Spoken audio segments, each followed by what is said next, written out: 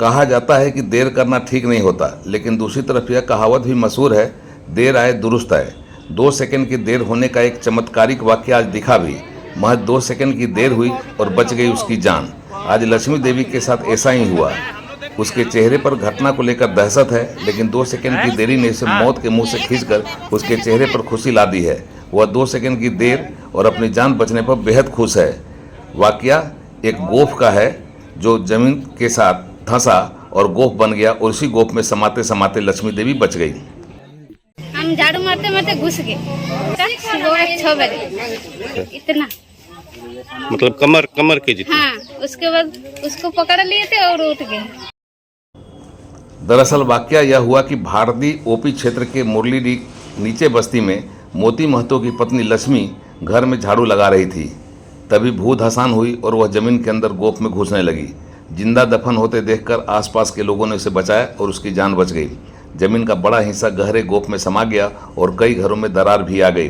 फिलहाल जमींदोज हुई जमीन के कारण बने गोफ को जेसीबी से भर दिया गया है, लेकिन ग्रामीण हर समय यहाँ दहशत के साए में हैं। वे हर रोज जी जी कर मर रहे हैं और कहिए कि मर मर कर जी रहे हैं। अब इस घटना के लिए Bharat coking coal limited management को लापरवाह और जिम्मेवार ठहराया जा रहा है। मोती महतो के घर के ठीक सामने एक बड़ा गोफ हो गया है। गोफ होने के चलते पूरा गांव भयावह स्थिति में है।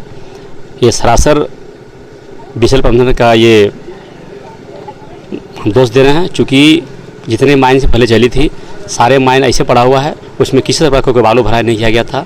आज वही माइन के चलते आज पूरा गांव चपेट में है। कभी भी बड़े घटना घट सकता है। हम बिजली प्रबंधन से हमने भी बात किया, उन्होंने बताया, आश्वस्त किया हमको, हम पूरी टीम मेरी टीम मुरली बस्ती आ रहा है और जो भी गोफ है उस गोफ को हम भर करके उसको लेवलिंग करेंगे। फिलहाल जो घर चपेट में आया है, फिलहाल हम उसे जो 4-5 घर जो चपेट में है उस घरों को अभी हम फिलहाल हम क्वार्टर देंगे। और अगर ज़मीन उसकी अपनी ज़मीन है, रेती प्लॉट है, अगर अपना ज़मीन है तो उस पर अभी मुआवजा देने के हम लोग विचार करेंगे, बात करेंगे। यहाँ रहने वाले लोग हर रोज सोकर जागते हैं तो उन्हें नई जिंदगी मिलने का सुखद एहसास होता है। वे भगवान के शुक्रगुजार होते हैं कि उन्हें जीने के लिए एक और नई सुबह मिल गई, लेकिन भय और दहशत उनको हमेशा सिहराता रहता है। दहशत, लापरवाही और गोफ अब उनकी नियति बन गई है और इसी दहशत के बीच वे जी रहे हैं, जी जी कर मर रहे हैं। उड़ान लाइव ब्यूरो की रिपोर्ट।